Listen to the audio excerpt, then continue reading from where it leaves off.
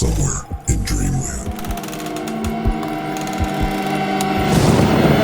It looked like the complexion of a dead person in a casket. Random memories of waking up in the night, knowing I'm not alone in the room. We have 3 cities that all claim to be the UFO capital of the entire world. So when she turned on the kid's light, it stopped walking. My parents told me these things didn't exist. They're a little more ominous, creepy, scary, and the question is there, what is this thing? Hovering just inches from the window was literally is what you'd imagine a grey to be.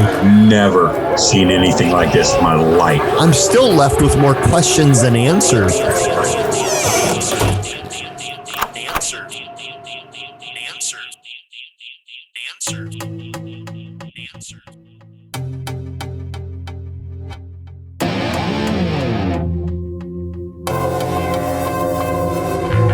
Welcome back, dreamers.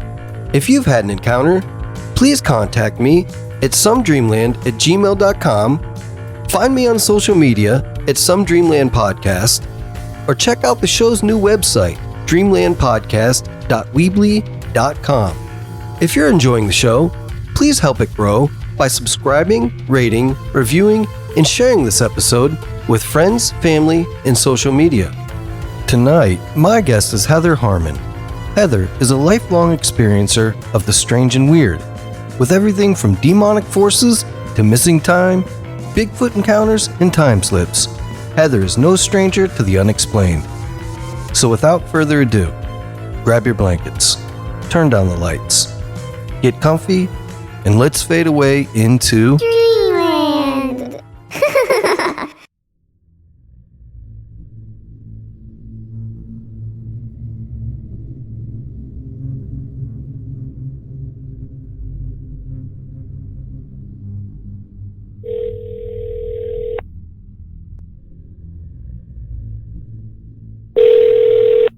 Hello.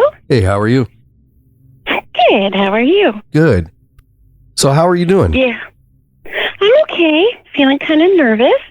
Don't be nervous. I'm easy to get along with. I'm easygoing. So unless you talk to my kids, then they'll tell you I'm crazy. Yeah, my kid too. Seems like you've had a pretty interesting life, huh? Yes. That's one way to put it. It's very interesting. Yeah, it sounds like you've experienced a lot of crazy things. I have.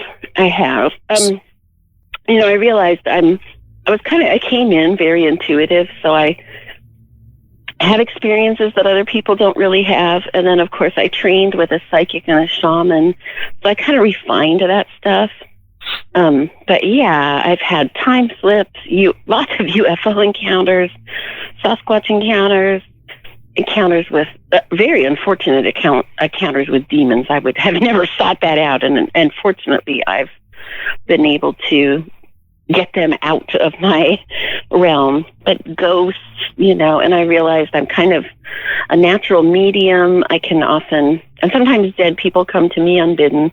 My mother certainly has appeared to me since she's crossed. My friend who was probably murdered by a serial killer. And then just, places with ghosts, I can often contact them. And my role in that is to help them move on. Say, you don't need to be here. There's nothing here. Go to the next level. Go back to God. That's where you need to be. So let's start at the beginning. When was your first experience, and what was it? So the first things I remember were in this house. I spent the last 9 years of my childhood here in northwestern New York. We moved several times when I was a kid, different states.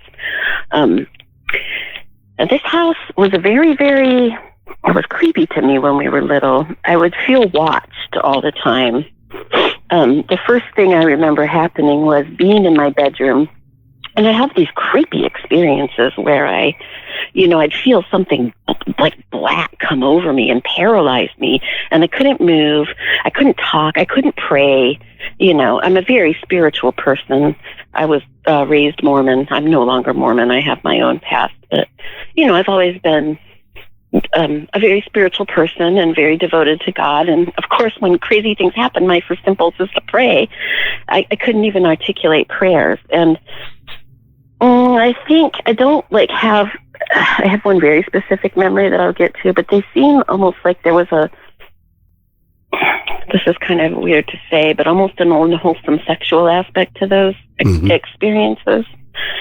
There was a very forthright experience I'll get to, but so that just kept happening, and I don't remember how old I was, but I do remember at one point, I think I was a teenager, I would say probably somewhere between 13 and maybe 16, sitting in my bedroom on a sunny day, feeling this weird, creepy feeling come over me, and something sat down on my bed, impressed to the bed. The bed sunk down, and there was nothing there. That's the first really creepy experience I remember. Then, this is very sensitive to talk about, but I was sexually perpetrated by something I could not see. I think it was like an incubus. I think that's probably the word you'd use for it. Being paralyzed, nothing there, and I don't want to be too graphic, but violated by something that I couldn't see. Yeah. And I was a virgin. I was a very innocent girl. It was a very horrifying thing, and there was nobody I could tell anybody, So I just kind of tried to cope with that. Sure, that's a difficult thing to try to figure out on your own, for sure. I mean, yeah, but I kind of just tried to black it out and not think about it much. It's not as uncommon as you think, though. A lot of people think that that's few and far between, but there's lots of stories of that out there right now. I would guess it's escalating, frankly. It hasn't happened to me again that I remember. Now, a lot of that stuff I think I just kind of blacked out because it was so scary. I mean, it was terrifying to be victimized, and these things happened, and I had no one to tell, no context for it, no way to stop it, nothing to protect yourself. Exactly. I finally reported something that happened to my parents, and of course they blamed me. They called the Mormon church people who did an exorcism, and nothing changed. But I felt like I was in fact, my mother said, "Oh, you must have been doing something that called this." And there was no, I love my mother, but there was no support. There was no help. Well, it wasn't till I grew up that I could put it into context.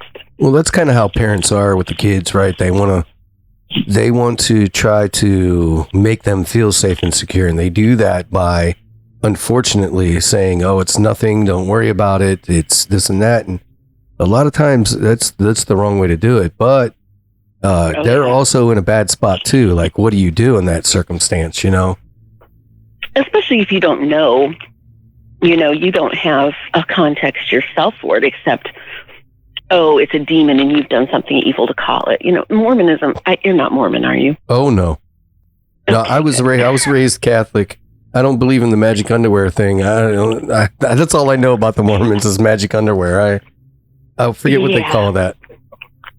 Garments. Yeah. I don't have anything against it. Like I said, I don't know enough about that religion to form an opinion on it, but so that's where I am with it. It's a very fundamentalist religion, and it's all about obedience and what's the word I'm looking for? Guilt, sin. So of course the thing is, I must have done something bad to make it happen, which goes into my next experience. Can you hear me chewing on popsicles? I just quit smoking, and popsicles are the thing that... You're good. Well, let's back up for a minute. Can we back up for a minute? If it isn't too touchy for you, can you tell me what it was like when this came on? Like, what was it like? Because I'm trying to determine whether or not my opinion on this is like something like a demon, an evil spirit, or aliens tend to like to do that to people too. So, well, and that's what I don't know. I've had experiences, some of which I'm not too comfortable talking about because I'm not sure what happened, and I have an idea that it may be something beyond what I'm comfortable talking about. Okay. But there were, and no, I'm not talking about what we're talking about now, but it kind of is intertwined with things.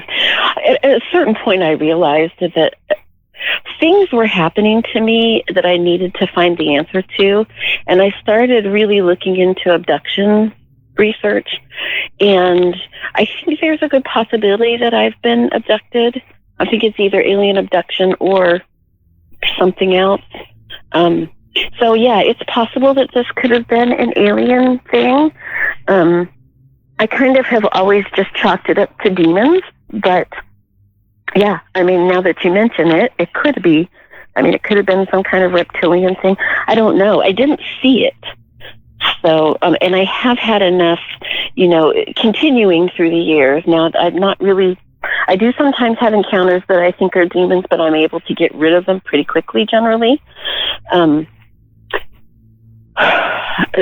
Yeah, if I had, my guess is that it was a demon. I think an incubus is probably the word for it. But yeah, it could have been an alien. I'm not sure. Yeah, I mean, and the only it's hard to tell because a lot of the aspects of both of those are so similar that it's hard to differentiate between the two unless you know exactly what you're looking at. And it doesn't help that, you come from a religious upbringing. So if you come from a religious upbringing, your immediate thought is it's a demon. You know what I mean? Like, exactly. Absolutely. And a lot of religious people now say that, everything that people are encountering as aliens are actually demons. And I'm not sure. I don't know the answer to that. It could be, but I think it's very, very arrogant to think in this enormous multiverse that we're the only sentient beings. Oh yeah. And that they're not good and evil among them. Yeah. It's silly to think that, I mean, we're a grain of sand, in this universe, and there's no way. I agree with you on that. So as to what it actually was, I don't know. I remember that feeling coming over me. It felt evil. It was a black feeling of evil and helplessness and complete paralysis. I could not move. I could not talk. And it was like being kind of almost like an altered state of consciousness and helplessness, and kind of like being in a gauzy, kind of like being drugged, now that I think about it, Yeah. Put into an alternate state of consciousness. And I've noticed this altered state of consciousness with UFO encounters, now that I think of it. So, yeah. Yeah, that's a pretty common thing in UFO encounters is putting you in an altered state. But if you think about it, how many times, and I've discussed this with other researchers before, but you're literally in an altered state sometimes you don't even know it. Like when you're driving to work, I think Tobias Whalen and I were speaking about that. You're driving to work and you're in the zone and you're not even thinking about it. And sooner or later you're at work and you're like, hey, how did I get to work? I was on autopilot. I don't remember it, so it's easier for people to slip in and out of that altered state than people think that it is. And if you are by nature a very shamanic person, when I started studying with my shaman teacher, I studied with a teacher who, yes, she was studied and initiated in cross-cultural shamanism, but she had also been initiated with a, indigenous traditional not Tibetan, Nepalese shaman, and also an indigenous traditional Okinawan shaman. So she was the real deal in terms of ancient shamanic traditions. She said, honey, you're a natural. You were born this way, Yeah. I took to shamanic studies easily, and I did really well. I have a teacher who is a practicing psychic. She's a psychic and a teacher. She only worked by word of mouth. The cops worked with her. She was the real deal too. And I did really well in that class, those set of classes. I studied with her for a year. Because when you are a naturally intuitive psychic person, then you also slip into those states more easily. Right. And because of the high level of trauma in my life, I have, I slip into dissociation quite easily. So there's that too. Yeah. Understandable. Mm-hmm. So what other things have you experienced? Well, quite a few things. I kind of went through and organized them by state. So, I don't know. There have been ghosts. There have been other demonic things. There have been UFOs. There have been Sasquatch encounters. There was a time slip. There was missing time. So I'm not sure where to start. Let's go in. Are you able to go in chronological order and explain the state and the experience? Yeah, I could do that. Let's do that. That sounds like fun. Okay. So we'll start in northwestern New York, where I finished my childhood, and that's where I really remember anything of this nature starting. So, like I said, I had those two experiences, and they had another really huge experience, and this one was very bizarre, and I still don't know what to make of it. I don't know if it was demonic. I don't know if it was alien. I don't know what it was. I'm laying in bed. I had gone to sleep, and the bedroom was dark. I know that because I turned off the light and gone to sleep. I woke up. I want to say it was about midnight. I don't remember how old, probably 16 or 17 at the time. So I was going to bed at a normal hour. And so, I wouldn't, I'm going to school and all that. So I wouldn't normally have been awake at midnight. And I was a good girl. I just went to school and church. I was a good Mormon girl for the most part. Started sneaking out the window to ride around on somebody's motorcycle at 16, but that's all I did. I was a very good girl, pretty much. So I'm asleep. I wake up at midnight. My room is brighter than sunlight. I don't know how to explain it other than the light was brighter than sun. It was a very white light, I remember. I look over by my bed in my suddenly very illuminated room, and in a chair that wasn't there, normally, I didn't have a chair beside my bed. There's a chair there. There's a blonde-haired, blue-eyed young man watching me. I'm young, I don't remember. I would say he was somewhere between, probably in his 20s. I wasn't really a good, accurate gauge of age when I was a teenager. He was a man. That's what I can say. I don't think he was a teenager. I think he was a man. I remember blonde hair. I remember blue eyes. I remember him looking at me. Maybe they weren't blue eyes. I remember him being blonde. I don't really remember the eye color. I was thinking of something else when I said that.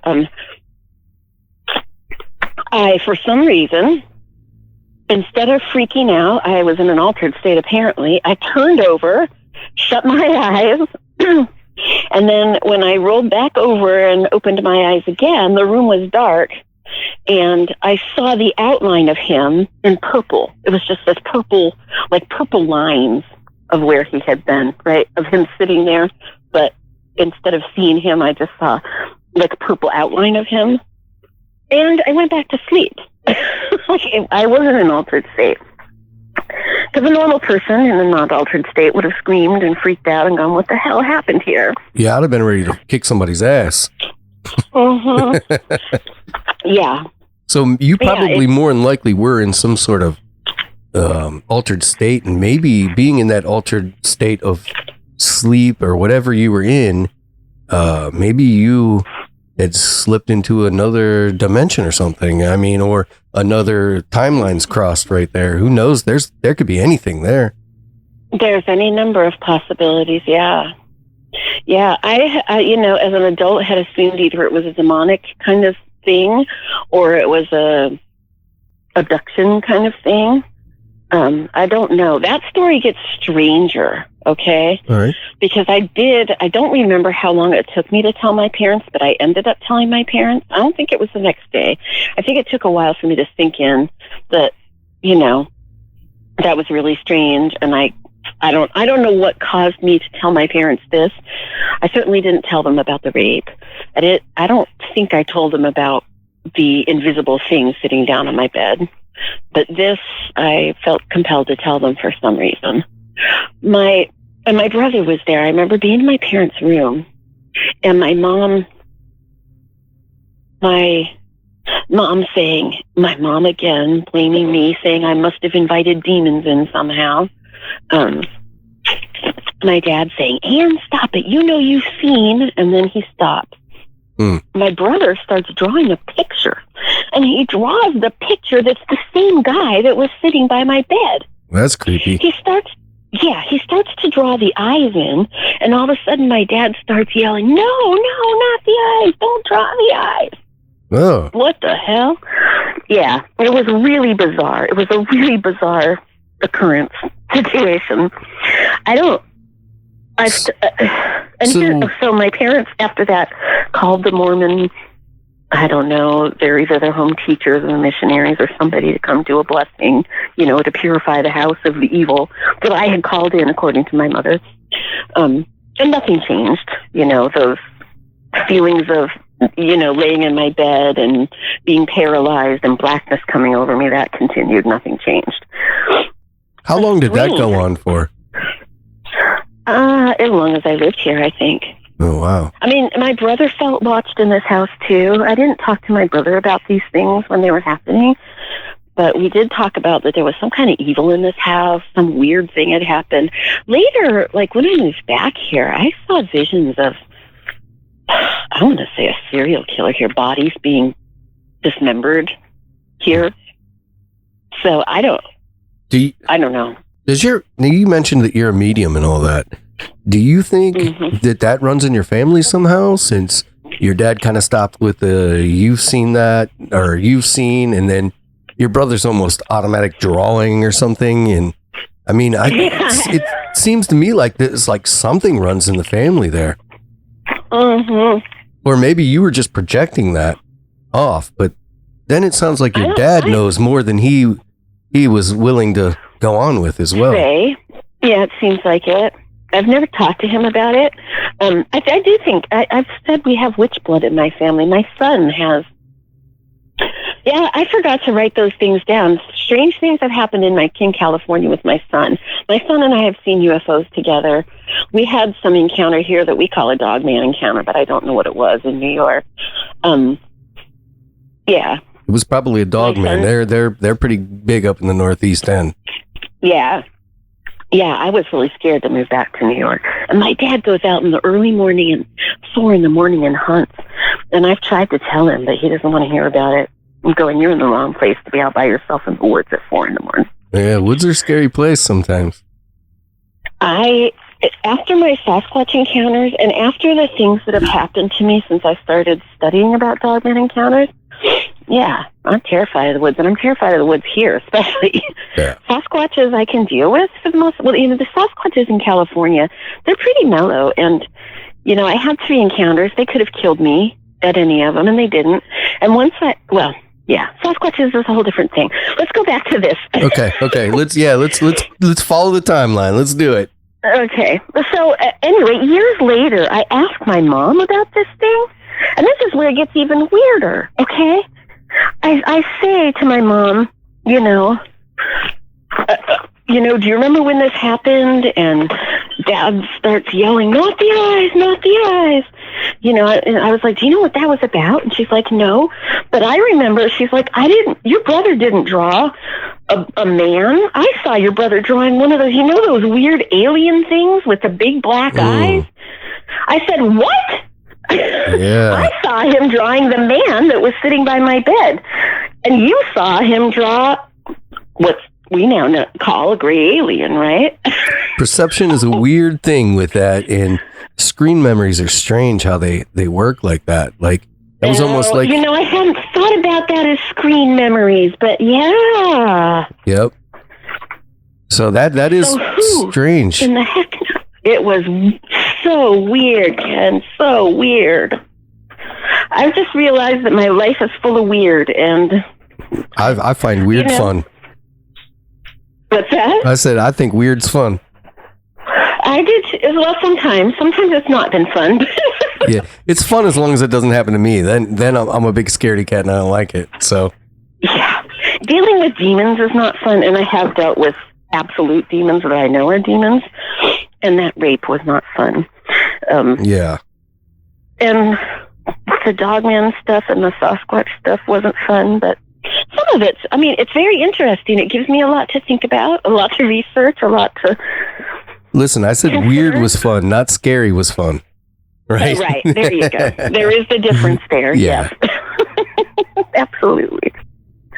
Okay, so where were we? We're in New York, right? When I'm a kid. Yeah, so I left from there to Utah to attend Brigham Young University. And things in Utah when I lived there, I did have some very strange experiences. There was the ongoing, just feeling demonic entities around me, just evil. You know, I could feel watched. I'd feel evil show up at my house, and I'd be terrified that, you know, being paralyzed in bed stuff. And that I know is not, just to be clear, it's not, those things that happened to me were not sleep paralysis. I've had sleep paralysis. It's a very different experience. Just to bring that up, because I know sometimes that becomes a question. I've had sleep paralysis, and it's very different than what I'm talking about. Yeah. I mean, it's similar in that you're paralyzed, but that's the only similarity. Right. Yeah. Okay, so So things were relatively, I'm not remembering a whole lot happening in Utah besides two very, very strange. I did have strange experiences later when I went back to Utah with my son. But while I was living there, these two things happened. So I finished college. I got married a couple times and divorced. I was living in a town called Price. And I know one night in the middle of the night, I would drive up to Ogden because I had a boyfriend up there. And there was all kinds of things happening in Salt Lake City and Ogden. Price is a little tiny coal mining town of about 1,500 people. There wasn't much going on there. So I would drive 2-3 hours, you know, north to see my friends in Ogden, and you know, and then, like I said, later I had a boyfriend up there, and I don't know exactly what was going on with this, but I do remember one night, I don't know what time it was, but it was late at night, and it was dark. It was probably sometime around midnight or later. I don't really remember.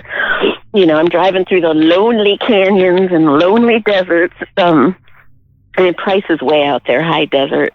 About, I don't know, some parts of that canyon are 5,000 feet. I think Price is probably 3,000 feet in general. It's high desert. But, you know, you're driving out lonely desert, lonely canyons. There's nobody around in the middle of the night. And, you know, Utah's a pretty crazy, crazy place, right? Yeah, it is. Insane place. There's lots of weird stuff there. Yes, there's a lot of UFO stuff. Increasingly, I'm reading a lot about Sasquatch encounters there.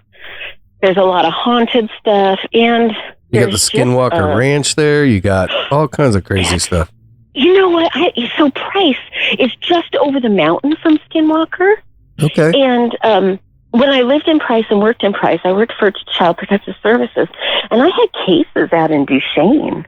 And so I was driving at it. When I lived in Price, I had no idea Skinwalker was even there. Nobody ever talked about it. I never heard about it. It wasn't until I was listening to Coast in California, long after I had left Utah, that I heard about Skinwalker Ranch and went, what the hell? Yeah. I lived right over the mountain from there. So you were right around the Ute Basin and all that. Yeah. So Price is southeastern Utah. Like I said, it's over the mountains from Duchesne, but, you know, about an hour's drive. You got to drive over the mountains.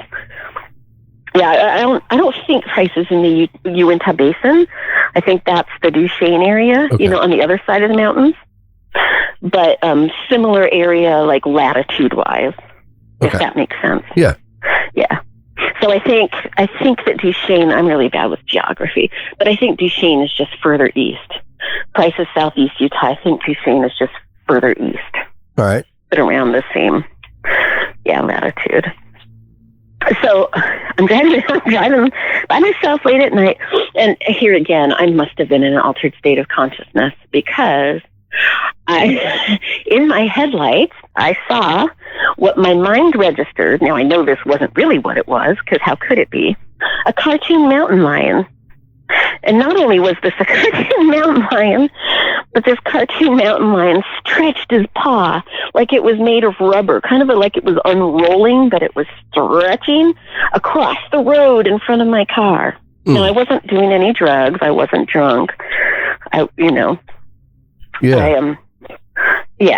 stone cold sober. And I don't remember stopping to not roll over the mountain lion. I didn't want to drive over a mountain lion paw. Right. And it seems like there was a light around it. Maybe it was my headlights, but it seems like it was brighter than my headlights. I didn't stop the car that I remember, but I don't remember driving over I didn't see the mountain lion retract his paw. So I don't really know what happened there. Weird. All I have is that weird memory. Did you have any missing time out of that one? Not that I'm aware of on that one, but I don't really know that I would have noticed, because I would have been getting home late at night. And I don't remember accounting to anyone for my time, right? I don't remember saying to my housemates or, whoever I might have been staying with. In fact, I may have been living alone. I'm not sure where I was living. There was a time that I lived in. Yeah, it was bizarre. It is bizarre. I love it, though. Really bizarre. And then the next very strange thing that happened, again, I was living in Price. And at this point, I was dating a guy who was living in Ogden, but his family lived in Sevier, which is also southeastern Utah. And he was visiting his parents. He was at his parents' house with his kids. And I was supposed to drive out there to help celebrate his daughter's birthday. He told his daughter we would go camping up in the hills. Well, I got there 5 hours later. Like, it was supposed to take 45 minutes. It took me 5 hours to get there. And all I could say is, I don't know why I'm late. All I remember is stopping at seems like it was kind of a truck stop kind of place, to buy a map. And I think some coffee and probably cigarettes. And I remember this very strange man. I don't know if he was pumping gas. It seems like we were at the gas things. I don't know whether I think he came up to me and said, "Have you ever thought about joining the circus?" And I said, "Well, yeah, kind of, actually. Doesn't every wild person who is an adventurer have kind of a dream of running off and joining the circus?" I was like, "Yeah, of course I have." He's like, "Well, if you want to join the circus, you need to come with me right now." I was like, he's like, "You need to come with me right now." And I said, "Oh, no, I have a job that I like." And, at that point I was weirded out. I was like, "I'm not going with you right now." What a random question to ask somebody. Yeah, isn't that bizarre? Yeah. And then that's the only thing I remember about that episode in which I ended up, losing 5 hours. I think we know why. Yeah, I wonder what happened there in actuality. What did this guy look like? Did he look weird at all? Was he just a normal looking guy? I mean, can you describe him? What he looked like? It's been... Yeah. That was 1996, and I suspect I was in an altered state, but I remember him having glasses, and him looking kind of... all I have is the impression, because I didn't really pay attention to what he looked like. Yeah, I get it. Memorize it. I remember him having glasses and looking like what I would kind of describe as nerdy, but now I would kind of describe it as kind of a classic serial killer look. Yeah. But I couldn't tell you. I think he probably had light brown or blonde hair, but that's, if I saw him again, I don't think I could pick him out. Yeah. I don't really remember him. I don't really remember much of anything distinguishing about him. Well, just this kind of nerdy look with glasses. So you really did think about running off to the circus at some point in your life, right? And joining the circus. Is that what I understand? Well, never in a serious way. But, I read on the road. I spent a lot of time wishing that I was a man so I could feel safe riding the rails. I would have loved to ride the rails. I was I was obsessed with Haight-Ashbury when I was a kid, and just like, I was this really shy, really goody two shoes Mormon girl, but I had a wild streak, and I still have a wild streak, and I wanted adventure, and that's kind of one of those classic adventure things, right? No, I get it. I had a buddy who joined the circus, and he when he was younger, he really ran off and joined the circus. So wow. Yeah, we actually call him Barnum for Barnum and Bailey. That's his nickname. Everybody calls him that. Oh my gosh, I'd love to hear his story someday. I don't know, man. He isn't that interesting. I just tell him that so he doesn't get his ego up.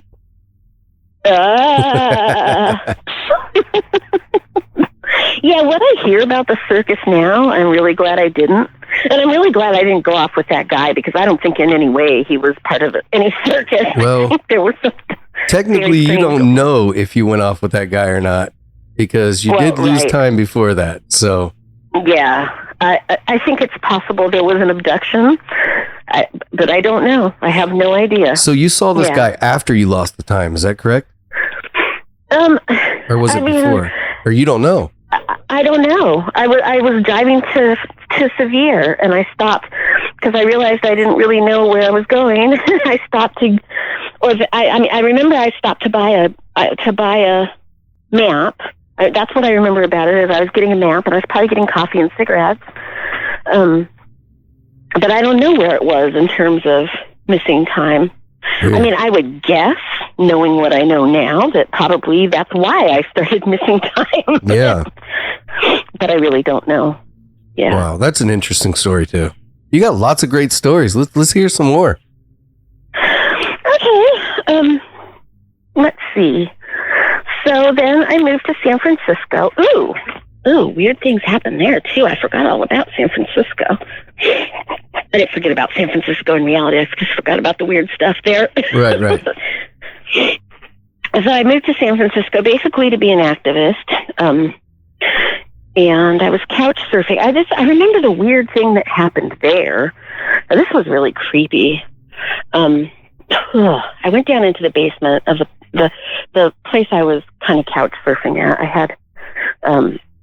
I was an anarchist, and I belonged to a union. And so I was staying with some friends from the union, and I went downstairs to put something in the storage or to do laundry, I don't remember.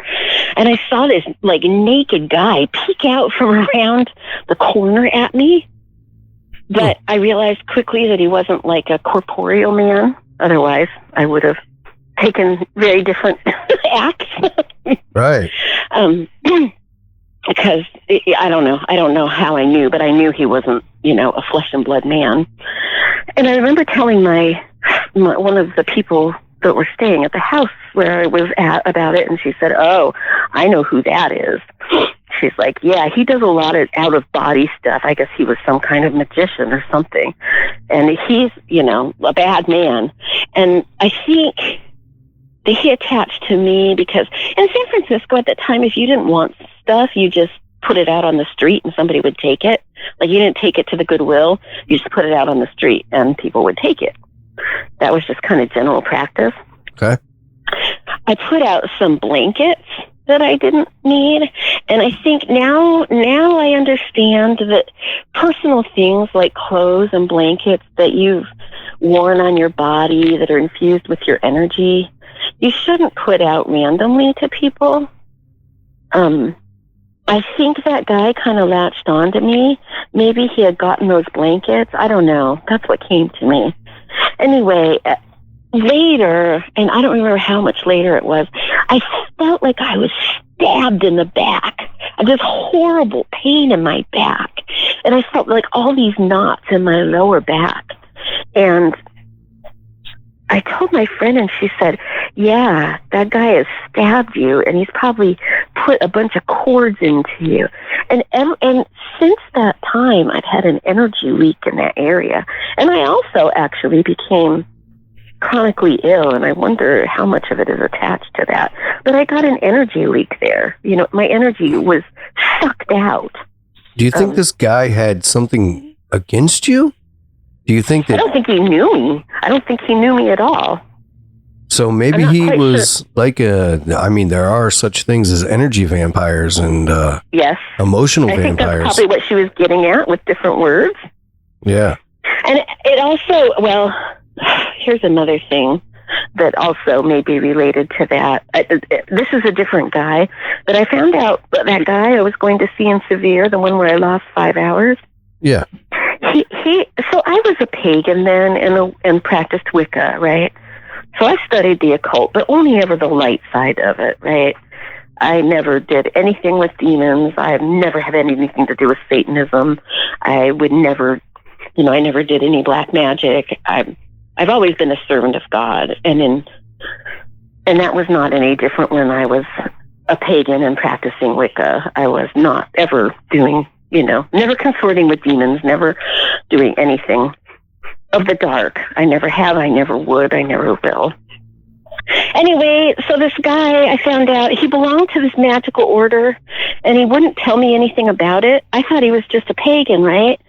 Because he just kind of presented himself as a pagan like me, but he had all this, I thought he was a very advanced priest. He had all this magical knowledge and was like way beyond what anything I knew, and told me all kinds of stuff. I still feel like he does stuff to me. In fact, I know he does stuff to me. He showed up. Excuse me, I can tell you. He shows up and watches me and tries to steal energy from me and dominate me still.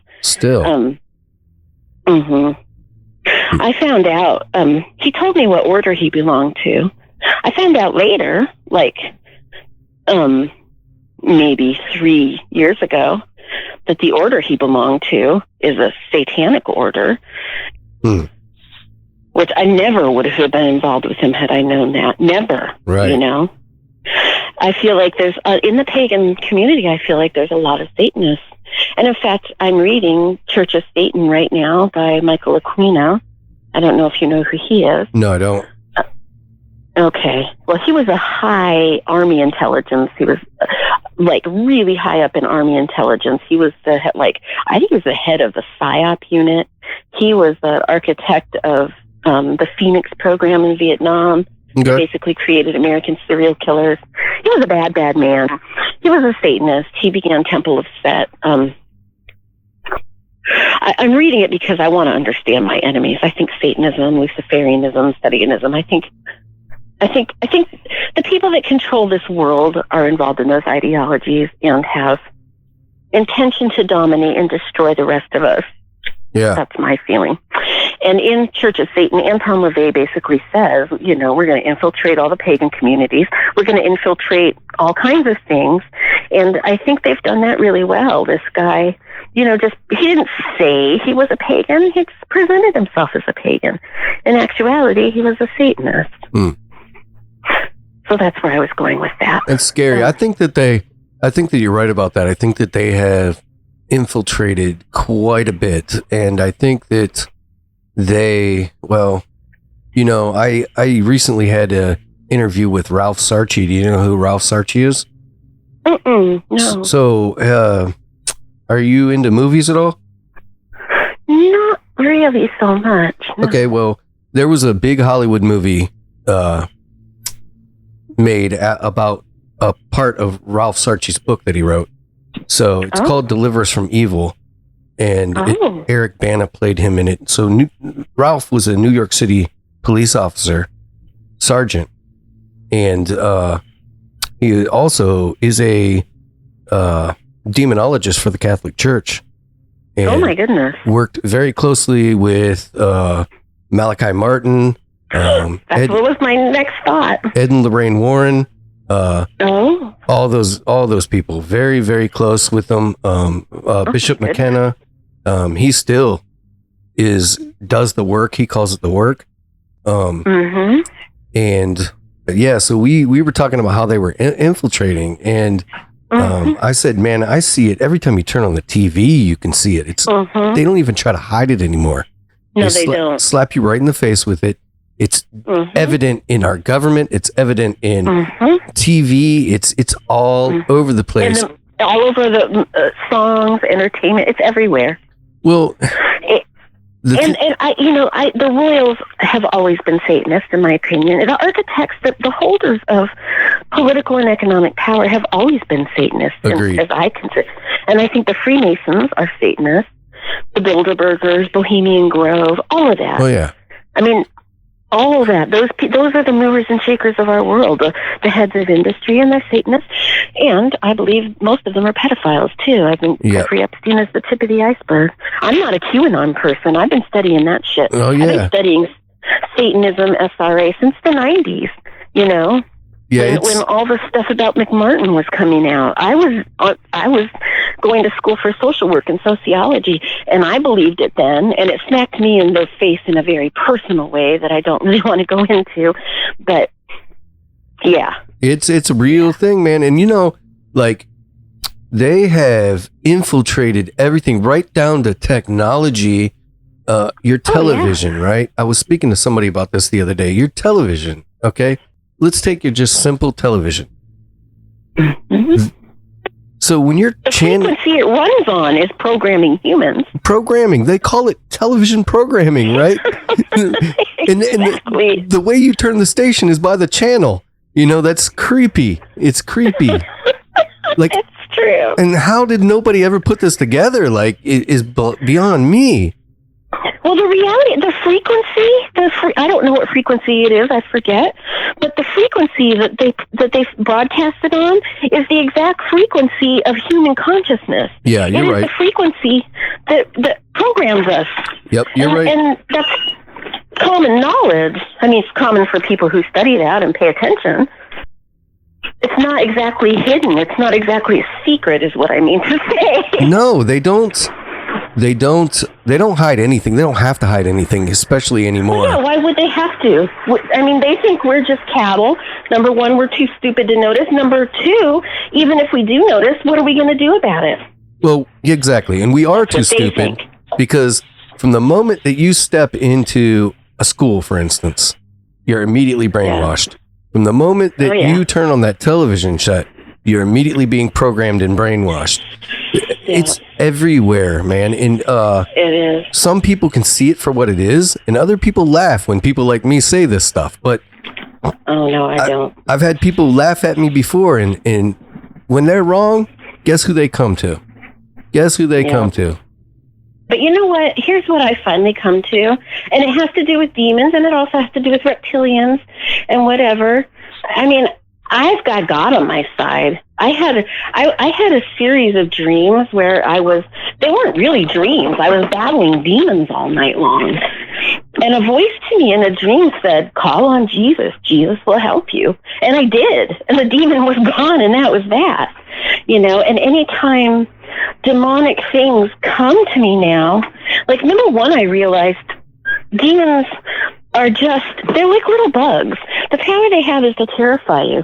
They're like little bugs that project the shadow of a giant monster, but in reality, they're teeny tiny bugs. If you're a person who is connected to light and love and God, you know, whatever your religion, whatever your practice, if you are, you know, have given yourself to God, you're on the side of light and love and life and truth and good, you have more power in the littlest nail and your littlest toe than all of these things together. Because God is there's nothing more powerful than God. And there's nothing really more powerful than Jesus, I think. Like, these things, they quake if Jesus shows up. Well, I'll tell you what. Become a Christian. Where we're living, the time that we're living in right now, if you aren't right with your prospective God, then you are in big, deep shit. Oh my gosh, let me tell you, about 2 years ago, I was all of a sudden, like, for weeks, it would happen to me. I would hear the sound of thundering hooves coming at me from all directions, like every side of me, above me, below me. Just this, like, you know, like being in the middle of a herd of thousands of buffalo. And I'm like, God, what is this? What is this? And every single time, the answer I got was the great and dreadful day of the Lord. And I'm going, what? I'm not even still sure what that means. But Yeah. I think it has to do with the time we're living in. It's scary times, man. It's scary times. I mean, it's terrifying. Well, every culture, every religion talks about it, this transition time. The Hopis call it the time between the fourth world and the fifth world. Christians call it the second coming of Christ. Buddhists call it the return of Buddha Maitreya. Muslims call it the coming of the 12th Mahdi, or the 13th Mahdi. The Vedas, the traditions of India have their own discussion of, the return of gods by whatever name you call them in those various traditions. I think we're at that time. I think so too. I think so too. We it's scary, man. That's all I got to say. Like I could go on and on and on about that, but that's not why we're talking, is it? No, but I will say my oldest friend in the world and I met her when I was 9 when I first moved here in New York. And we were having sleepovers as little girls, 9, 10 years old. And she was Catholic and I was Mormon. So that was the framework we had, right? Yeah. But I remember both of us saying very clearly to each other that we knew we were born to be here in the time when the final showdown of good and evil was happening. And we were here to fight for good. Like, we knew this as little kids. Just knew it. Yeah, man, it's crazy, especially when you've got some insight with your spiritual self. You know things like that, I don't know. All I know is people better get spiritually prepared, and they better get prepared in other ways as well, because there's definitely craziness afoot right now in our world, and there's people out to get us, and it's scary as hell. And I think that the powers to be are where they have been planning to be, and they're putting all this in motion right now. Oh, at least 200 years ago they planned for this, and I think it's been long before that. Agree. They've been working us with flu shots and this and that and the other thing, and trying Ebola and West Nile and everything. We're an experiment for them. That's it. We're chattel and cattle for them. Yeah. And they literally call us that. Yep. Anyway, that was my rant. I feel better now. Thank you. Let's get back to your creepiness. Oh, Lord. Okay, where were we? San Francisco. Okay, so that's what I remember weird about San Francisco. Well, then I went north to defend the ancient forest, and I met a guy there, and we traveled around the Pacific Northwest in his van, all the wilderness, the national parks, up into British Columbia, and I fell in love with the redwoods, and I fell in love with wilderness, and I just had to get the hell out of the city. I realized I am not a city girl. I do not like being in the middle of... if I had to be in a city, San Francisco is the only city I'd like to live in, maybe Berkeley. But I don't want to be in a city. I want to be out in the wilderness. I understand that. And I'm definitely not a city or a suburbs girl. I want to be out in the woods. I was in the redwood forest and on the ocean, and an hour from the mountains, an hour from Bluff Creek. Yeah. I've been to LA once, and well, I'll tell you, LA is not the part of California you want to see. Yeah, that's what I hear.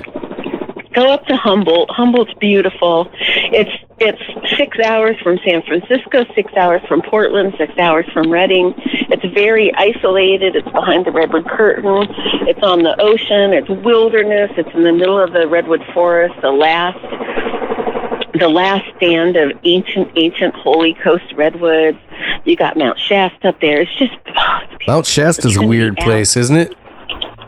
Oh, boy, I could go on and on about Shasta. Very strange things happened to me there too. I forgot about that. Yeah. What'd you do? Just get out of your helicopter? It sounds like it. Some giant helicopter just flew over. They're crazy around. Oh, they're after us for what we were just talking about.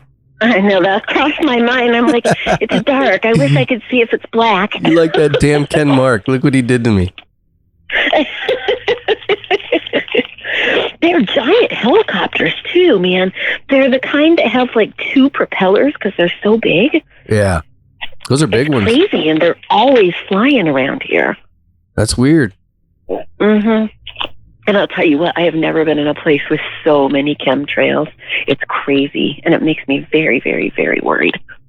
Yeah, that's crazy. We live we live just outside of Charleston, South Carolina. So we've got every single military base down here that you can think of. So it's crazy down here, the stuff. It's crazy. Oh, Lord. You can't even really use your GPS down here because... What? Yeah, because of the radar from the naval station. Military? Yep. It messes it all up. Pretty soon you'll be trying to drive this way, and pretty soon it's got you drive. I went on a loop the other day 6 times, and oh my gosh, I couldn't figure it out. I'm like, wait, I just keep going on this loop. Why do I keep going on this loop? And I'm like, oh yeah, okay, I get it now. Oh my gosh, yeah, that's insane. First of all, I was too dumb to realize that I went on it 5 times. It was the 6th time that I realized I would just went on this 6 times, you know. So that's what what happens when you get punched in the head too many times when you're younger.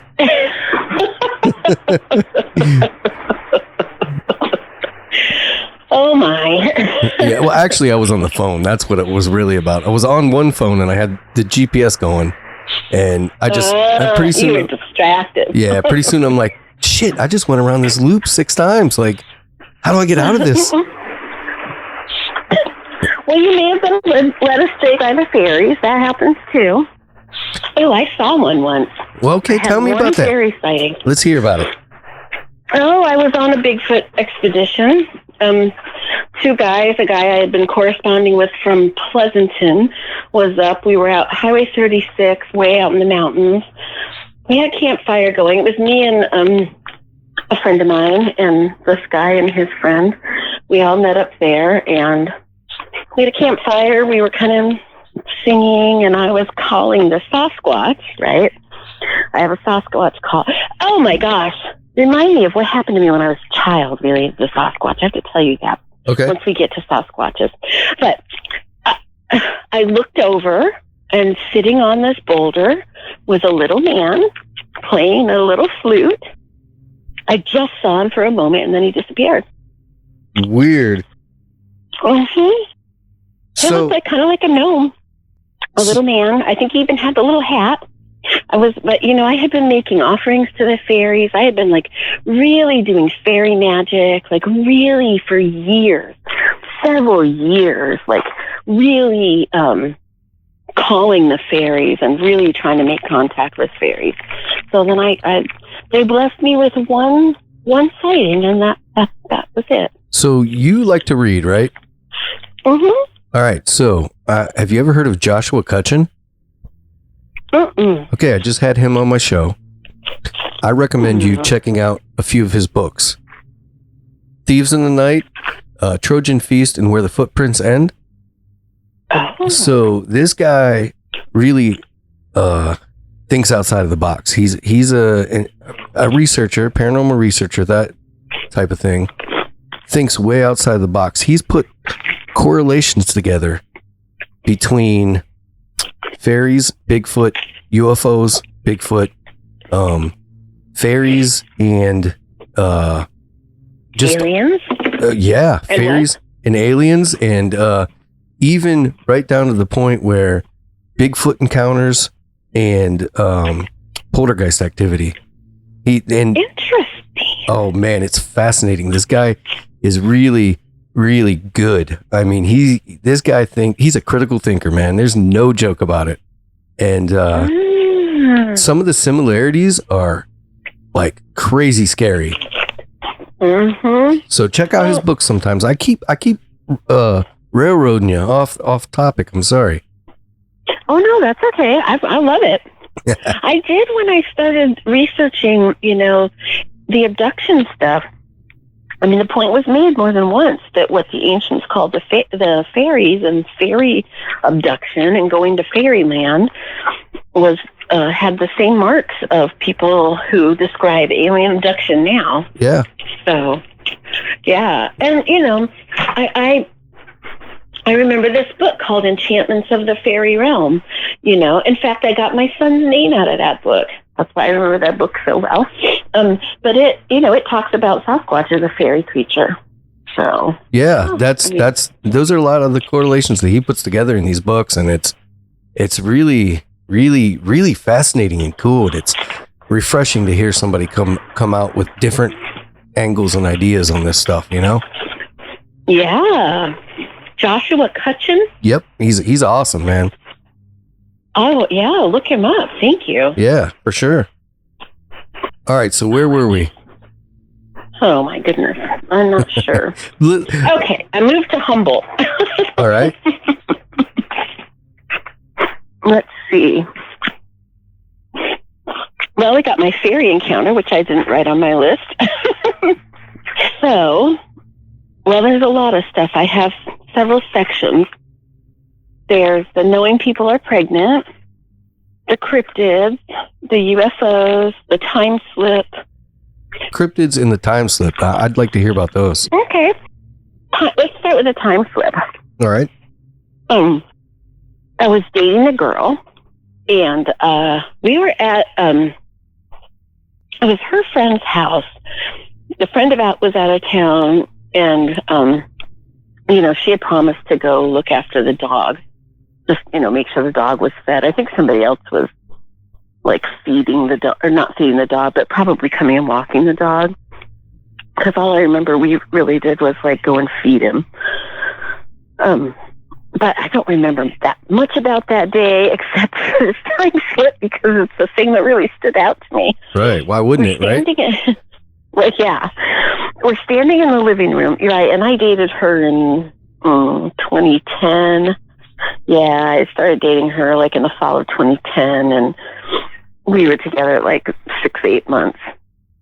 So this was either in 2010 or 2011. We were in the living room with the dog, and it was a pretty big living room, and the dog was way on the other side of the room. So there was a couch, and one end of the couch where the armrest would be was nearer to us, not really close to us, but nearer to us. And then, the other end, the other armrest was on the other end. And we're just standing there, and the dog's on the far end by the armrest on the couch with there's a toy on the floor in front of him. And all of a sudden, it was like, I didn't even know how to describe this, but it was kind of like a whoa, space in front of us. And right away, the dog was right on the at the end of the couch, closest to us, near us, with the ball and I don't know what kind of toy it was, but it was in his mouth. Like, he just blipped there. And I looked at her, and she looked at me, and we both said, "Did you just see that?" Because the dog didn't walk. He was there, and then blip, he was at the end of the couch. And I saw this just like, I don't know how to explain it, kind of a weird whoa space. Yeah. And she said, wouldn't it be interesting if we had a watch on and knew what time it was before that happened versus what time it is now? Because who knows how much time we really lost. I don't know what happened in the interim between the dog being on the other side of the big room, and then suddenly he was right by us with the toy in his mouth. I don't know. It was really weird. I had a lot of really weird experiences with her. Yeah. But it was one of those few things. Now, I've had other experiences with my son where we both had encounters like that, something strange at the same time. It was one of those few things where we both, had it, we both recognized it. Yeah, it was very interesting. Yeah, that's do you think that it's possible that when two people that maybe have some kind of psychic or some kind of strange powers, they energy, open up vortices? Yeah, they kind of react with each other? Yes, because I have two people like that in my life. I have a friend in Utah, and very weird things happen when we're together. And even if we're just talking on the phone together, really weird things happen. And her, really weird, lots and lots of strange experiences beyond what I even can remember and what you want to hear about. But yeah, I absolutely do, because that happens to me. Wow. Mm-hmm. Yeah, it's crazy, man. And it happens with my son, too. Yeah, that's interesting. That'd be something to really look into. Mm-hmm. So what do you got on the cryptid front? Okay, well,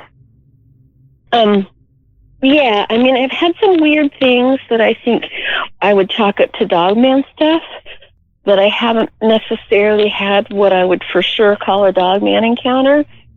I can talk about some of that stuff if you want. Yeah, let's do it. Okay. I mean, it's stuff that I think probably is related to it, but I don't know. But then the Sasquatch stuff is a lot clearer, so that's really clear to me what that was. I don't know. Should I just go with the Sasquatch stuff, or do you want to hear what I have to say about? Let's hear it all. Let's hear the Sasquatch, Dogman, whatever you got on the cryptids. Let's hear it. Okay. Well, like I said, the Dogman stuff's kind of unclear. I mean, all I know was, like, I didn't know what Dogmen were, say, 4 years ago, 5 years ago. All of a sudden, I encountered it somewhere, and I started really, really researching. I mean, I do have obsessive compulsive disorder. And when I get into something, I just throw myself into it, you know? Yeah, same. Plus, I'm just that kind of person. Yeah, I like to research things. Yeah, I'm that way and too. And I love to learn.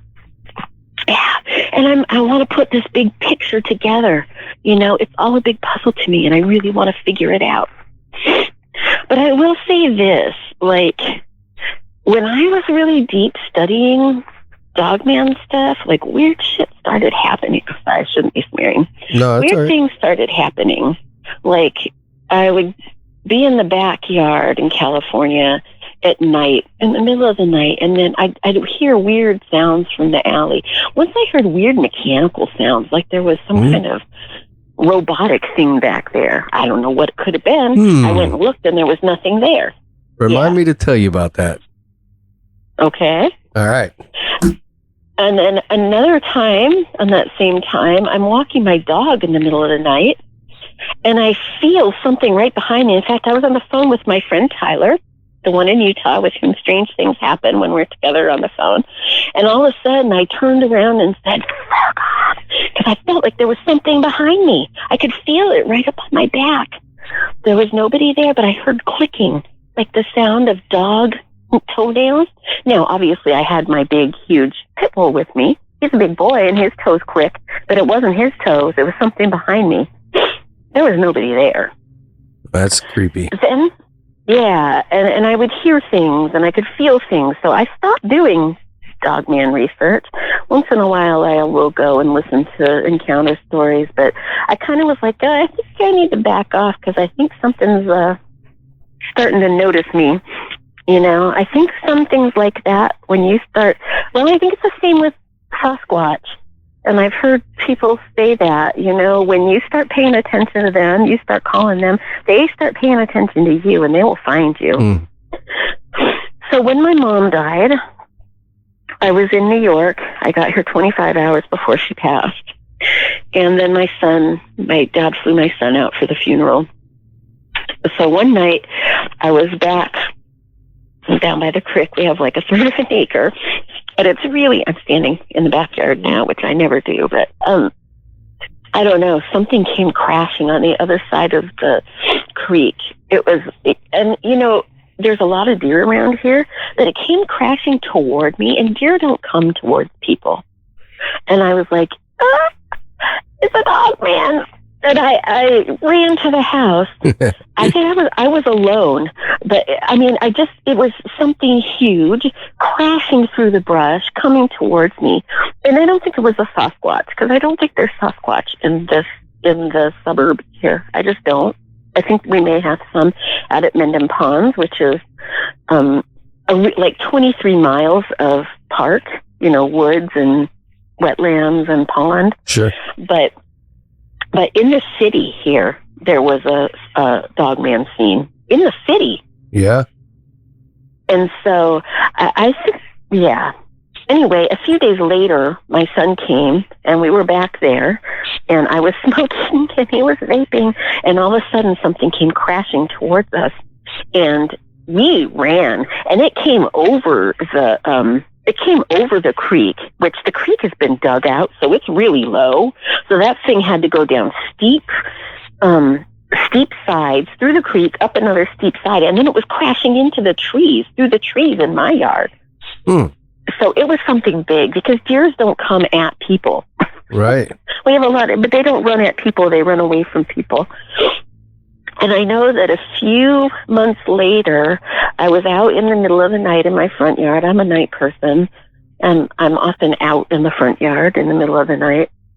And I heard something on the side of my house growl, and it was really high up. Like, I want to say it was like 6 or 8 feet up. I'm 5 feet tall. It was several feet higher than me. It was coming from up high on the side of my house, but there's no trees on the side of my house. There's some bushes, but there's nothing that would support even like it may at this point that it's been like 2 years and that thing's grown. But, sometimes, we have raccoons here, and raccoons will growl, right? But for them to climb up something, there has to be something to support their weight, right? Yeah. So I was terrified, and I ran in. I don't know what it was, but it was several feet taller than me, and I don't know. There's nothing there that could support something like a raccoon climbing up into it, because there was no bush that could support the weight of even a raccoon. So I don't know what it was, but I know the next day I said something to my neighbor, and she said, well, that's funny because I heard something on the side of your house growling last night too. Weird. She heard it, yeah. Wow. Yeah. So I don't know. I'm hesitant to say for sure that's a dog man. I do hear things in the middle of the night. I mean, sometimes I get such an evil feeling out there that I just run back inside. Like, there are nights when something's out there. In fact, last night I heard something growling. It sounded like it was more like a kind of a low roar. It sounded like a 300-pound cougar roaring at me. I don't know what it was. It was a low roar. It was like, I said, okay, that's it. I'm going inside. So I don't know. I don't know what that was. Maybe it's wildlife. Maybe I'm misinterpreting a sound of something else. That's a possibility. Yeah. But I don't know. Now, the mechanical sounds are very interesting to me. Very interesting, because while talking with Joshua Cutchin, they have discovered during his research with weird Bigfoot from Where the Footprints End, him and Timothy Renner wrote that book together. They've discovered that Bigfoot or Sasquatch is able to mimic sounds of crazy, right down to like forklifts in cars. Oh, I believe that. Yep. And I believe that it was Timothy that had an experience when he was out out hunting for Sasquatch one time. I believe that's what it was.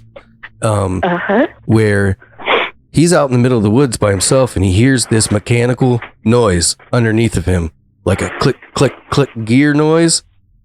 And then he had an experience, I believe. So, oh my goodness. That I think the mechanical sounds accompany Bigfoot quite a bit. Interesting. Yep. Interesting. I didn't know that. Thank you. Yeah, it's all of it's interesting to me. I mean, it's fascinating, really. There's so much that just, yeah. So you mentioned that you had a Sasquatch encounter as a child, right? Yes. Here's okay. Since I was 7 years old, well, I remember this happening at 7 years old. I don't remember when my obsession started, but I remember being, obsessed with Sasquatches as a child. And I remember at 7 years old, living in Virginia, telling my parents, when I grow up, I'm moving to Northern California to find Bigfoot, which ultimately happened. Right. So I've been obsessed with Sasquatches my whole life. And for a long time, I didn't think about it. But when I got to Humboldt, man, I was like, this is Sasquatch country. It suddenly hit me like I was an hour from Bluff Creek. And, shortly after we moved there, like that first year, there in the paper, there was an account of a sighting at High Palm. Or no, it was Hayfork. Anyway, Hayfork and High Palm they're several hours east of Humboldt, but my husband and I, he wasn't yet my husband. We were living together. We ended up getting married. Now we're divorced. But he and I were like, let's go on a Bigfoot hunt. anyway, I got my obsession for Sasquatch just upped when I moved to Humboldt. And so I had experiences, but what's interesting to me, and I will tell you about my experiences, is when I was studying with my shaman, I went to see her, I studied with her as a student for a short time, and then I got pregnant and I had to go on bed rest and had a very troubled pregnancy, so I had to stop studying with her. But I had gone to her as a client several times. But I remember in one of our sessions telling her about my Bigfoot obsession, and I was like, can you ask your guides what Bigfoot is, and tell me why I have this obsession, because this obsession is just it's overwhelming. And she went into her trance state, talked to her guide, did her shaman thing.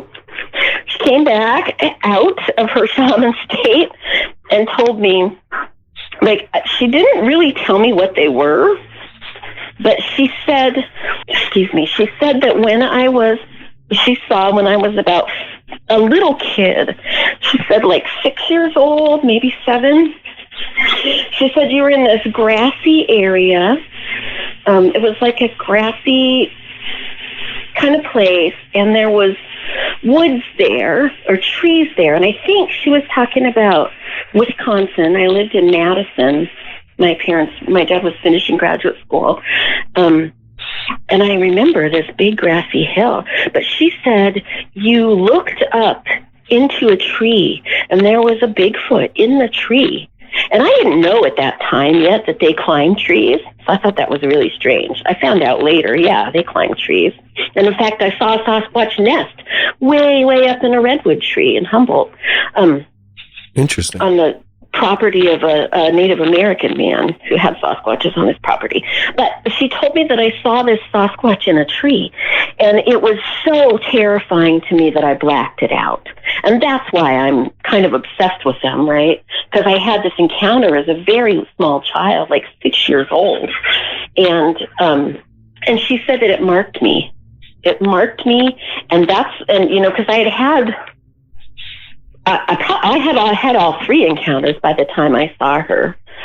She said that's why they come. She said they are as interested in you as you are in them, and that Bigfoot you saw in a tree when you were 6 years old put some kind of mark on you, and so they recognize you. They are very attracted to you because you have this mark from how he's marked you. Interesting. I don't really know what that means. She didn't tell me what that means.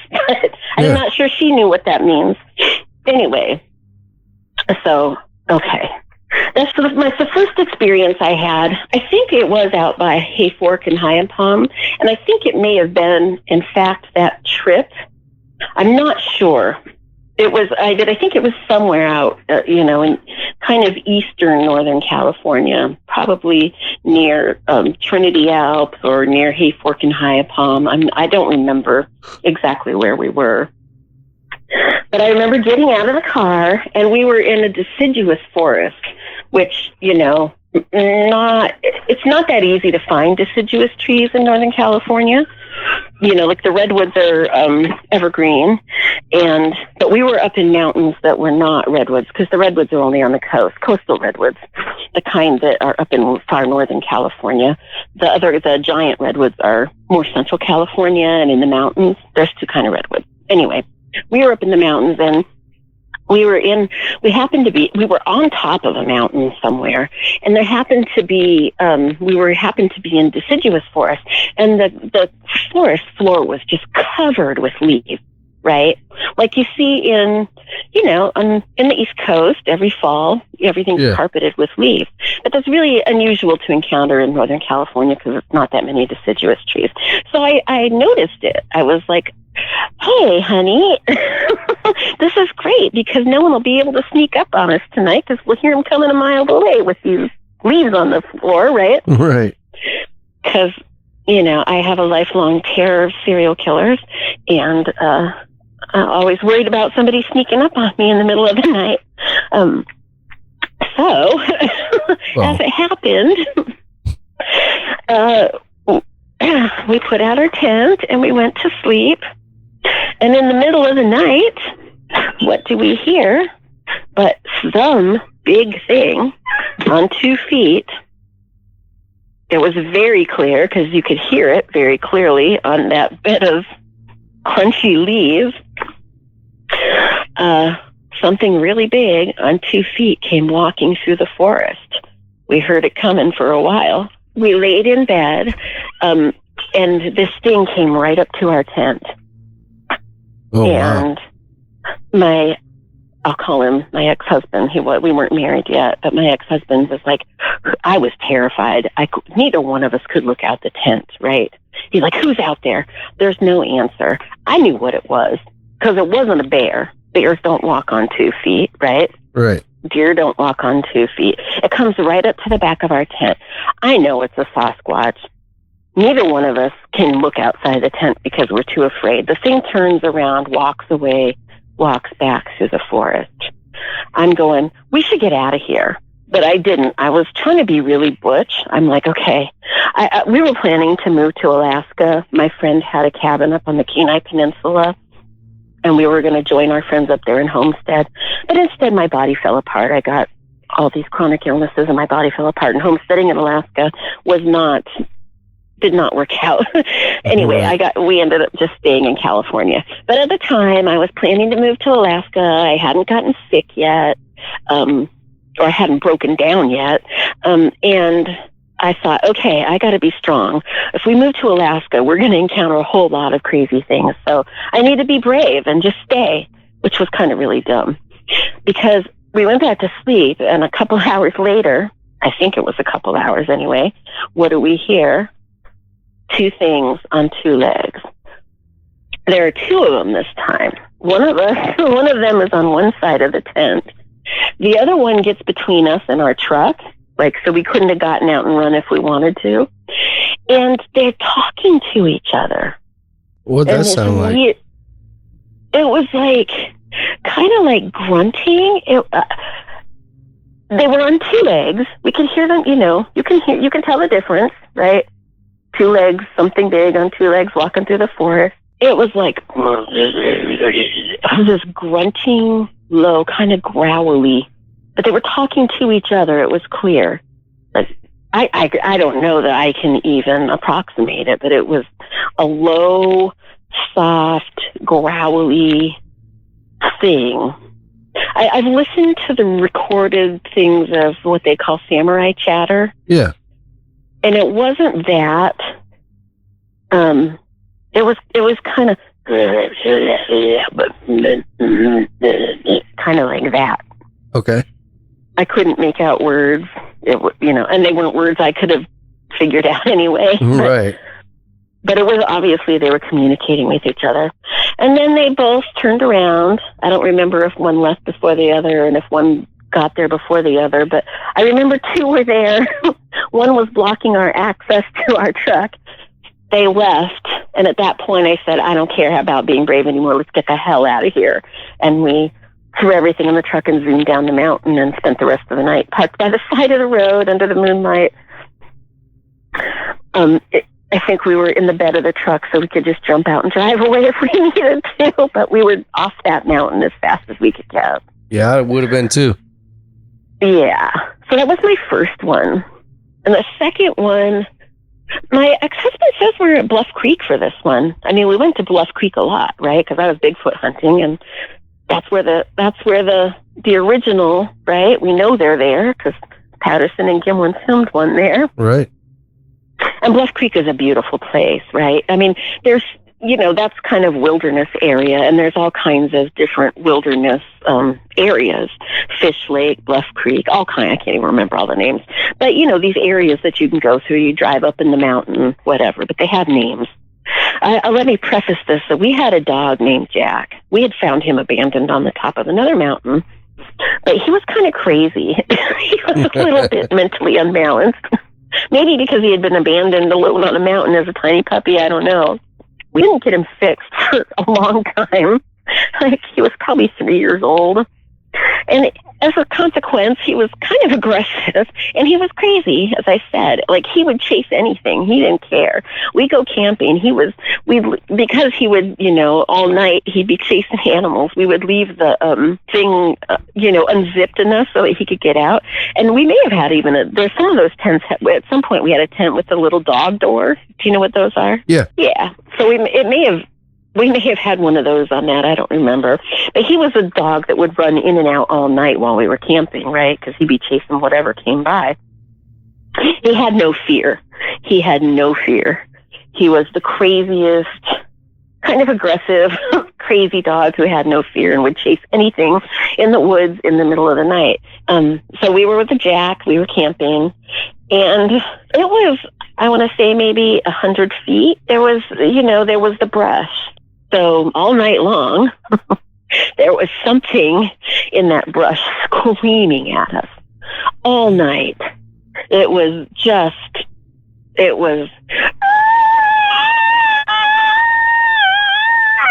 all night. Weird. And my dog would not, it didn't come close to us. It didn't come up to our tent. It just stayed in the brush and screamed. And my dog, my big, aggressive dog who chased things all night long, sat in the tent and shook. He didn't move. He just shook. He would not leave the tent, not even to pee. Yeah. Creeped your dog out. Like, usually animals have a pretty good sense of that stuff. Exactly. I'm like, John, that's a Sasquatch. He's like, no, it's a bird. I'm like, John, there's no birds that are out at night, and there's no birds that make that sound. He did not want to believe a lot of things, right? So he would come up, but the explanations he came up with were just crazier than the reality, right? Your explanation of it being a bird is crazier than the explanation of it being a Sasquatch. Right, yeah, like UFOs and swamp gas, right? Exactly. So that was very scary that it didn't come close to us, but it was scary nonetheless because it was screaming all night. But we didn't attempt to leave, and it didn't come close. So we just waited out the night. I didn't get much sleep, that's for sure. And then it left. By the time the sun came up, it left. So that was number 2. And then number 3 was the single most terrifying thing that has ever happened to me in my life. All right, you've got my interest. I've had a near-death experience. I have driven a car off a cliff, and that car turned side over side and head over heels. I mean, I've had some really scary things happen, and there's nothing that's been scarier than this experience. It was just, I don't even have words for how scary it was. So I was with my girlfriend, and I don't mean romantic friend, I mean girlfriend, just my friend. And I was getting married to my now ex-husband the next week, but she came up from the Bay Area, and we went camping for 2 weeks. We're having,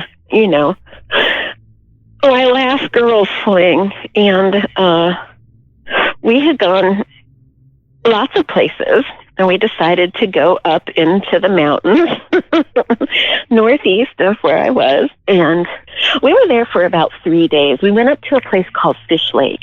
It's near Bluff Creek. It's in that same area. In fact, I found out later because I did some research. It's a heavy Sasquatch reporting goes on there. It was kind of this big, open, almost like a bowl. So our truck was parked way up at the top of the bowl, and we were pretty far away from our truck. And like I said, we'd been there 3 days. So this was the 3rd day we were there. And it was a very strange day. Because of my chronic illnesses, I often, like when I would hike, I'd hike a short ways, and then my body would shut down and I'd sleep, right? I'd fall asleep in the forest or wherever I was, and then wake up and keep walking, right? Uh-huh.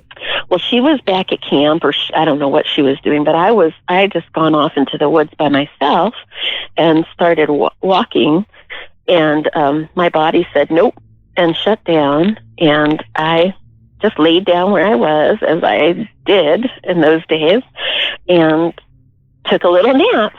And I woke up from my nap, and I started to walk further, and this voice in my head, not an outer voice, it was, I don't know if it was spirit, I'm not sure what it was, but it was a voice that don't walk any further or you will see something you don't want to see by yourself.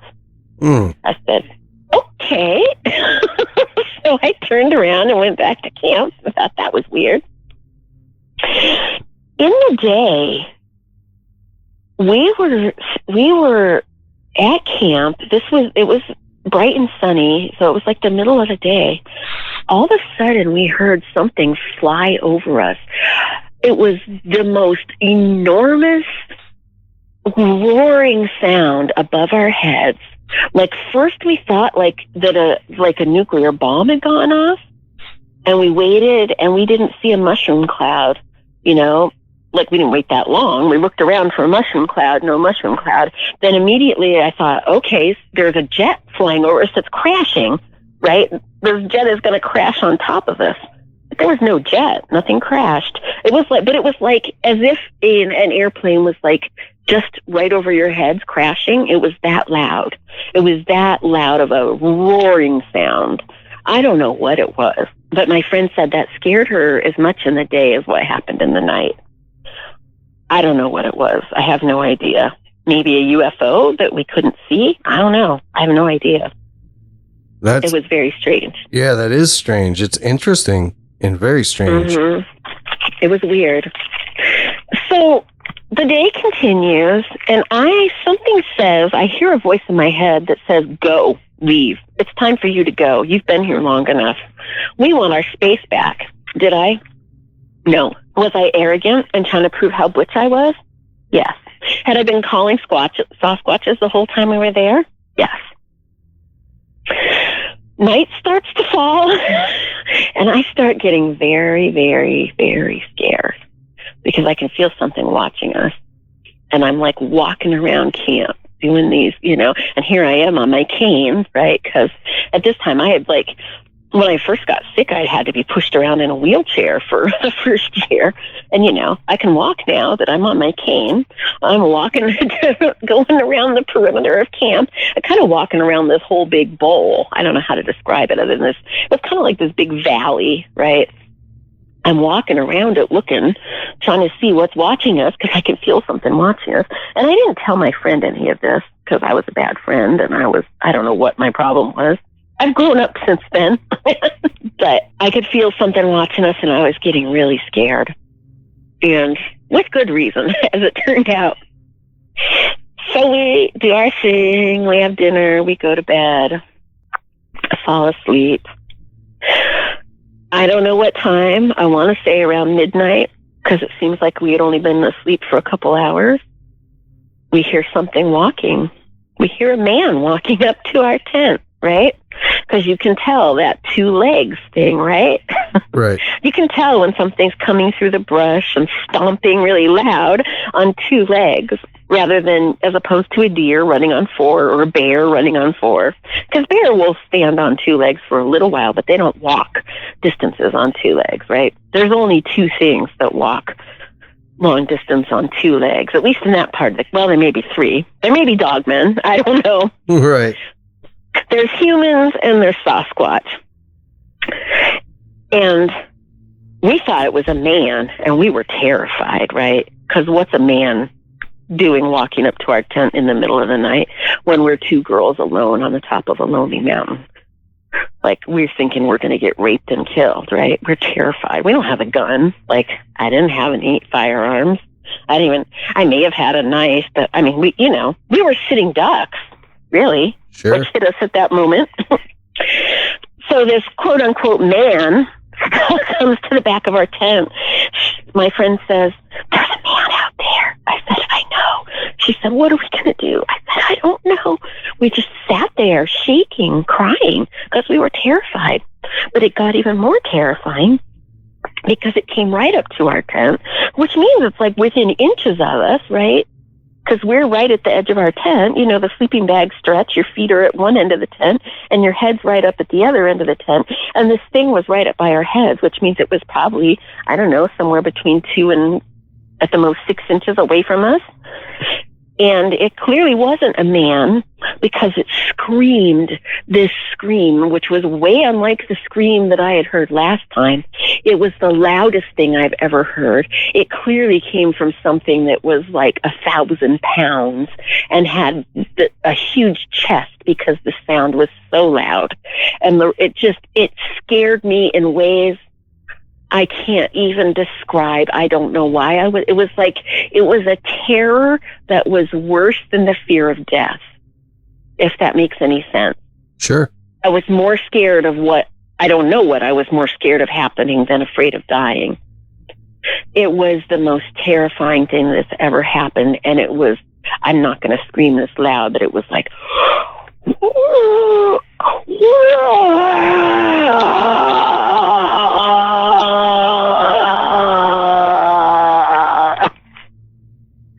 it was a huge sound. Wow. And came from a huge creature. And we just sat there and bawled. And then it waited for a minute, and then it turned around and it walked away. And we were just sitting there shaking. We were just sitting there shaking and crying. And it walked away, and she said, "It's gone." Okay, great. I said, "No, not great, because it's going to come back, and it's going to come back with another one." That's what it does, because that's what it had done the first time, right? One of them came and checked us out, and then it came back with a second one. I said, "We need to be out of here before that thing comes back with a second one. I don't want to deal with that thing, and I don't want to deal with 2 of them." This is the bravest, well, besides birthing my child, which was a very terrifying, medically crazy thing. Besides birthing my child, this was the bravest act I've ever committed in my life. Because it was pitch black out. I stuck my head out. I lit 2 cigarettes. I smoked them as fast as I could to build up my courage. And then we jumped out. We took the poles out of our tent. We didn't unpack our tent. We just dragged the tent up into the truck and threw it in. And she said, "That camping equipment I borrowed from my friend David, we have to go back for it." I said, "No." And she said, "We have to. I can't leave it here." So we ran down. And, we were a long way away, running back into the darkness for this damn cook stove or whatever the hell it was. So we did it. We ran back and grabbed it and ran back to the truck and slammed out of there, drove down that mountain as fast as we could. Oh my gosh. We jammed down that mountain. We get into Willow Creek. And there's the world-renowned Bigfoot Museum in Willow Creek. Willow Creek's a pretty famous place. Yeah. We get to Willow Creek.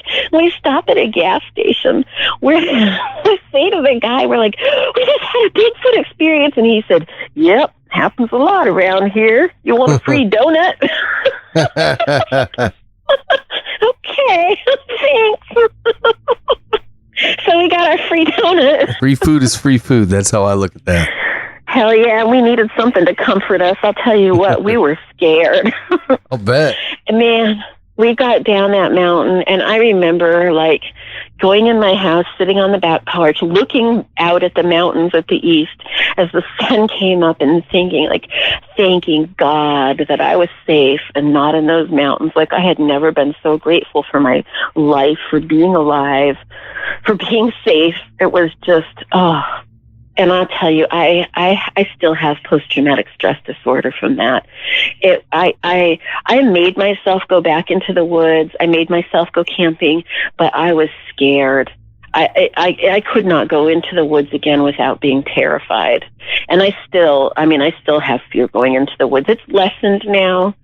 Partly what made it lessen is I started listening to the recorded howls and clicks and wood knocks, that, I started hearing on the internet, and then things like finding Bigfoot and whatever. I started listening to recorded howls and recorded wood knocks and the clicks and the sounds that Bigfoots make. And I realized that those sounds had been going on in the forest the whole time I lived in Humboldt. The whole time I'd been up in the mountains and wandering around alone in the redwood forest. Those sounds had always been there. Now, I realized I'd been hearing Sasquatches the whole time I'd been there. Like every time I went to the woods, I mean, I don't know that it was every time, but those sounds were familiar enough that they had been around, right? And I realized I've been surrounded by Sasquatches the whole time I've been here. Every time I go out in the woods, they're around me. I'm hearing those sounds all the time. Who knows how many encounters I'd had that I didn't know about? Right. And they've been around me all this time, and they never did anything to hurt me. And even on those 3 encounters, had they wanted to tear us to pieces, they could have, but they didn't. In fact, that day, they had told me very clearly to leave. They said, you've been here long enough. We'd like our space back now. Go. And I didn't, And that's why he came and roared at me. All they did was say, get the hell out of here. That's all he was doing. Like, he didn't do anything to hurt us. He scared the hell out of us, but he didn't hurt us. And I was like, okay, all right. It took a little bit of the fear away because I realized they could have killed us a long time ago if that was their intention. Sure. Heather, I'm going to cut you loose. I really, really appreciate you taking time to talk to me, sharing your awesome stories with me. Well, thank you for listening. I can ramble about this stuff for hours and nobody wants to hear it. So thank you. Really nice talking to you. You take good care now. Same, you as well. Well, that about does it for Dreamland tonight, dreamers. Thanks again for listening, and good night.